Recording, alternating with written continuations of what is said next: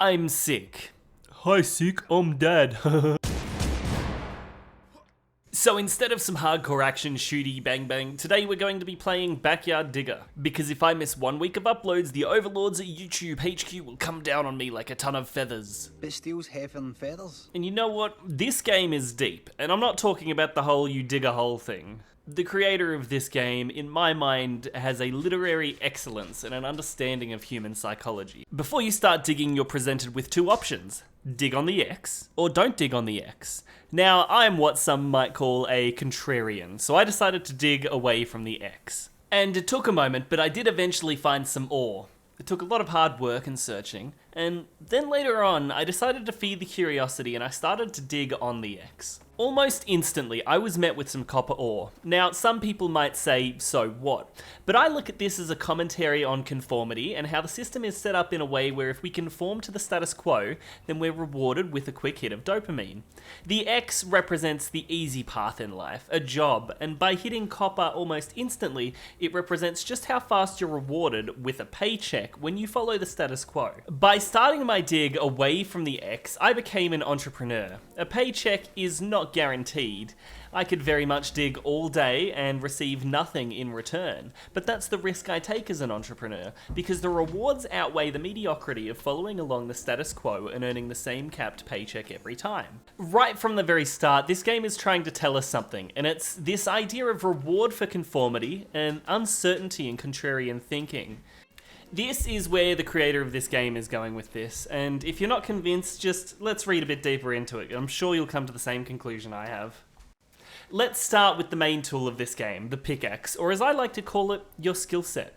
See, no matter how deep you dig or how many upgrades you get, you always need to rely on your pickaxe, for without the pickaxe, you can't earn the paycheck.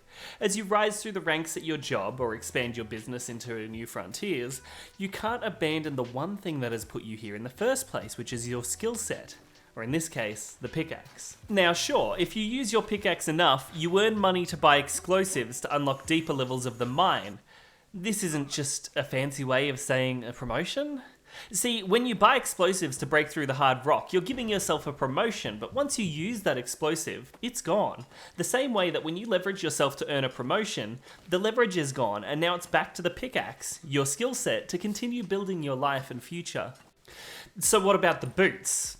Well, when you upgrade the boots, you can fall greater distances and still be okay. If you really look into it, the boots are the support networks you build around yourself.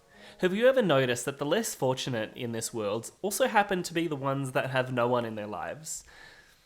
No safety net, no uncle they can stay with or brother they can rely on. They are alone. And that's why, by upgrading the boots, your network, it protects you when you fall, because at the end of the day, we all fall eventually, and it's those support networks that bring us back to our feet.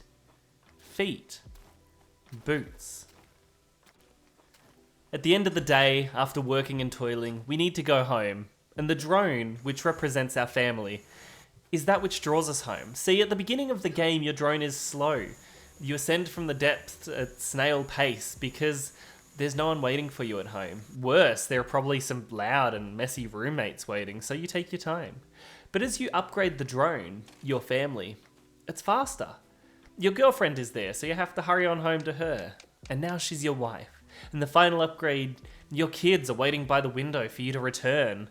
In Backyard Digger, the drone and its upgrades show just how important it is to have a pull from work so that we don't get lost in the depths. And now the last most important thing I'd like to talk about is a very specific mechanic, and that is the energy mechanic.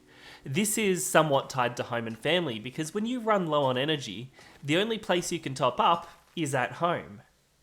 The other thing is that if you're down in the mines and you're mining away and you're running low on energy, but you've almost filled your bag, so you mine a bit more, and then a bit more, and then you pass out, when you wake back up, you have nothing. No ore in the bag. Because all of that overwork, it wasn't worth it. You can't justify earning a little extra money if you have to spend lots of extra money at the doctors taking care of stress-related health issues, sending you to an early grave.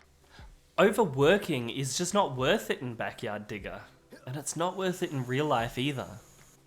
So I've played this game for a while now, and the one thing I have to say is that the creator of this game is a literary genius who understands the nuances of the human condition. If you liked this video, then make sure you subscribe to my channel, because right now, I'm working while I'm feeling sick, and if playing this game has taught me anything, it's that maybe I shouldn't be. Farewell.